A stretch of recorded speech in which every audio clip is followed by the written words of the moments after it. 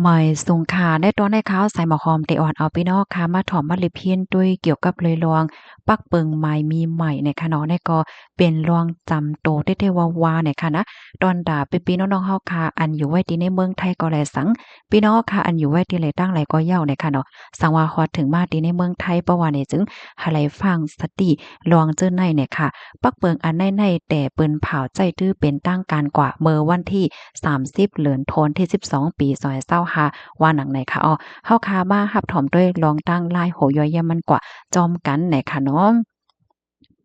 ข้อที่1เนี่ยค่ะสั่งว่ามีลองป่นเปลี่ยนโลหลายเนอนั่งยิ่งค่ะเนาะอำว่าได้เป็นลองลาดตั้งจ๋าอันเปิ้นฮ้องว่า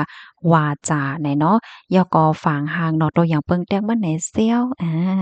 น้องยิ่งสาวสู่ได้กว่าไหลก่อนไหลล่ะสาวโอ้ก้นหังหลีจังซี้เนี่ยเซี่ยวเปิ้นเฮ็ดจังเนี่ยเนาะปะยอก็มีลองทัดสางโตคิงกนใหญ่แก่นมใหญ่แก่กันต่อตัวอย่างเปิงแตกมันค่ะก็เนาะเฮ็ดจังไหนปะยอก็ปักตาด้วย เอาสายตาต้วยนางยิ่งมันเต็มมิ่มเจียพูดใจเขามันจังว่าต้วยว่าเฮ็ดเนี่ยนะแล้วก็ผิวล่มเสี้ยวเฮ็ดจังไหนค่ะอันได้จังยะโตดตามคอก1 ปีไหมเงิน20,000บาทค่ะกำในมาแทงตอนที่2เนี่ยค่ะเนาะตั้งออนไลน์ค่ะส่งข้อความอันเรื่องๆจึงๆเฮ็ดจังเนี้ยลาดความใต้ซินใต้ซื่อ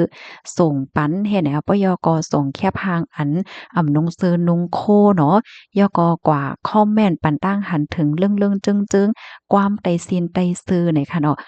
ความใต้เฮาแต่เลยว่าจังเหือใต้ซีนใต้ซื่อก็ย้อนเนาะลัดเรื่องๆให้ได้เนี่ยค่ะนะอันใดเนี่ยก็จ้างยาคอก3 ปีไหมเงิน60,000บาทเนี่ยค่ะเนาะโอ้โฮเตเลยว่าอำเอค่ะนะพี่น้องค่ะมาแทงตอนหนึ่งค่ะ อันได้ซ้ำไหนตั้งโตคิงเนี่ยค่ะเนาะเพราะว่าเฮาคาอำไลขว้างสิเฮาคากวาดเติ้นเน้อเติ้นหนังนางยิ่งนะอันนั้นก็กวาดลูกกวาดกำโดยที่เจ้าโตเปิ้นยอมเพราะว่าเนี่ยจึงจ้างญาติตัวตามคอก1 ปีหมายเงิน20,000บาทเนี่ยค่ะอ้อกำในมาแทงตอนหนึ่งค่ะใจอาณาอำนาจแถวก็หลอกเงิดตัวอย่างเปิงแตกมันบ่เร่งได้จางโหนา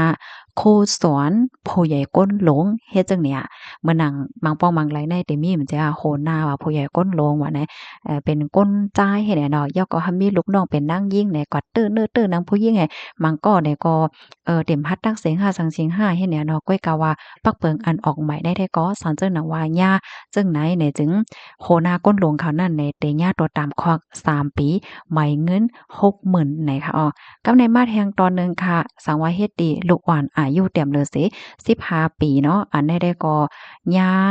ตัวตามคอกในถึง5 ปีแลไหมเงินถึง100,000บาทเฮ็ดจังได๋คะอ้อได้ก็ได้เลยว่าเป็นรวงจำโตได้แต่ว่าค่ะเนาะพี่น้องเฮาค่ะที่หันข้อมูลข่าวอันใดยาวแค่นดอจอยกันสะเปิ้นแพร่แชร์กว่านำๆค่ะนะเพราะว่าเป็นมายามามันหยาบค่ะเนาะมันสิมีมจะพูดใจมังก็ได้ เขาก็ได้จึกนะคะเนาะเซี่ยวไต้เซี่ยวหนือเฮ็ดจั่งเนี้ยยก็ลัด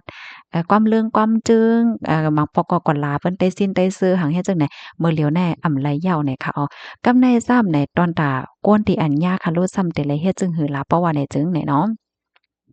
อำลิกับเบแดกสอนเจ้าหนังว่าพี่น้องค่ะต่างแคบห่างกว่าแคบหนึ่งค่ะเนาะมีโกนมาเตรียมตั้งหันถึงเรื่องๆจึงๆเพราะว่าในจึงไหน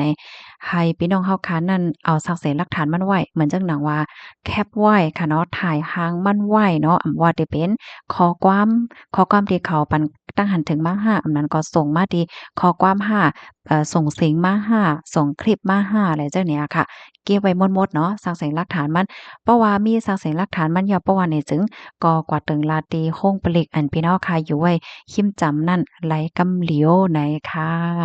อ๋อค่ะข้อมูลตอนในค่ะเลยพิมพ์มาที่ห้องการข่าวไทยรัฐออกไว้นะคะอ๋อ